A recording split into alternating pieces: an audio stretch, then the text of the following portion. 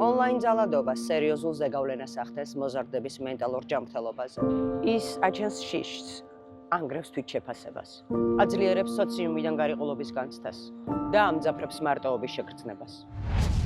77.6%-ს უვითარდება შფოთვა და დეპრესია. 56.6%-ს უკვე ითდება თვითშეფასება. 42.2%-ს ეშინია ონლაინ აქტივობების. რატომ არ მიმართავენ მოზარდები დახმარებისთვის? Online ძალადობის დროს ხშირ შემთხვევაში მოზარდები დუმილს ამჯობინებენ. შიშობენ, რომ მათ არ დაუჯერებენ. პრობლემას არ აღიქვამენ სერიოზულად, ან რაც ყველაზე მძიმეა, თავად მათ დაადანაშაულებენ. კვლევამ აჩვენა, რომ მხოლოდ 14.5% ენდობა სკოლას და მასწავლებელს. 56.3% დახმარებისთვის მეგობრებს მიმართავს. 49.5% მშობლებს ეუბნება. 30.2% საერთოდ არავის მიმართავს დახმარებისთვის. ზოგჯერ მშობლები ჩვენ გვვთვლიან დამნაშავედ. თქვენ გამოიწვიეთ.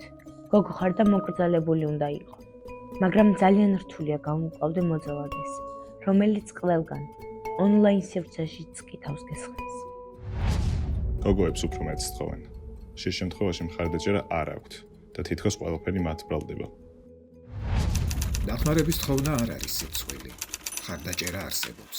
კიბერუსაფრთხოების საკითხებზე განათლების გაძლიერება, მოზარდების დაცულობისა და პასუხისმგებლიანი ონლაინ ცევის ფორმირებისთვის.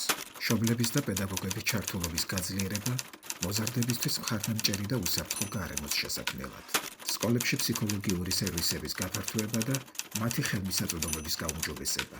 არასრულწლოვანთა, ონლაინ დაცვასთან დაკავშირებული პოლიტიკის გაუმჯობესება და სოციალური მედიის პლატფორმებზე რეგულაციების გაძლიერება. თუ online ძალადობის მსხვერპლი ხარ, არ გაჩუმდა. დახმარება არსებობს. მიმართე მათ, ვინც შეძლებს შენს დაცვას და მხარდაჭერას.